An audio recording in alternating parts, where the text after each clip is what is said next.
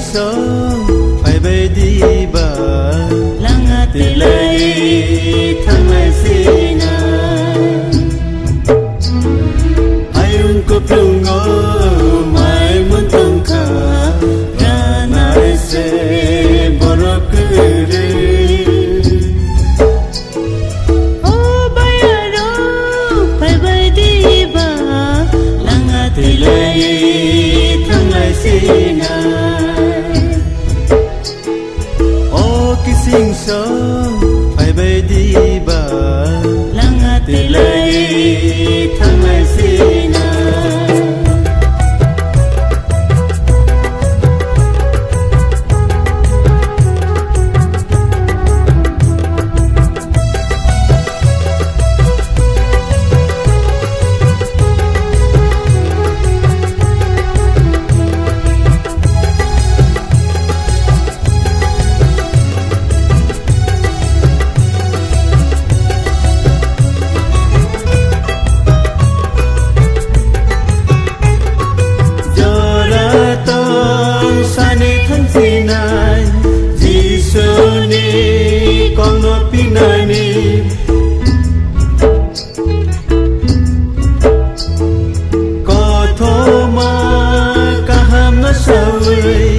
phải đi sớm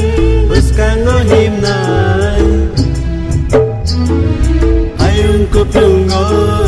mai muốn tung cả ra nai se borok đi ô bay ở đâu phải bay đi bờ langa tỷ lệ thăng lại xin sinh sớm phải về đi bờ langa tỷ lệ thăng lại xin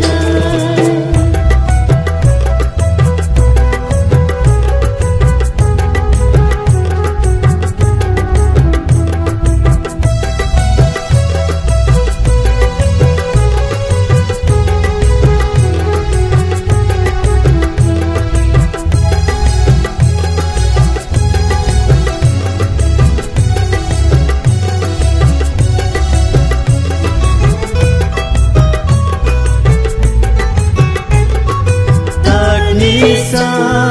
mong tanganin sa tong sa ni kalay siwana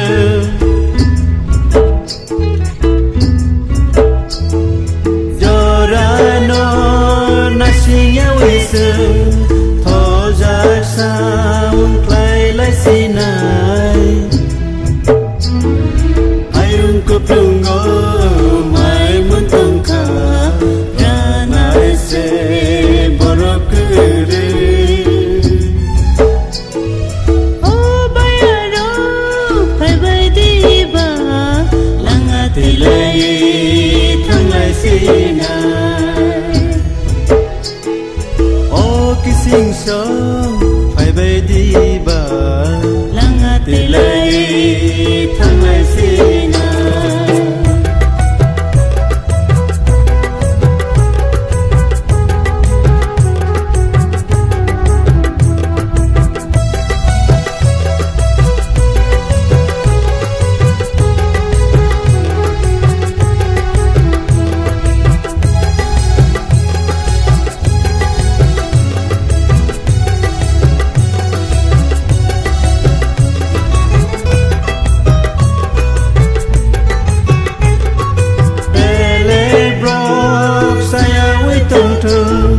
mana ni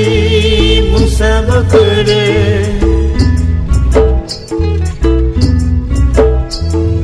selensa musuma tagam bigasa mantai malia ayung kuplung ngõ mai muốn tung cả ra nai se borok đi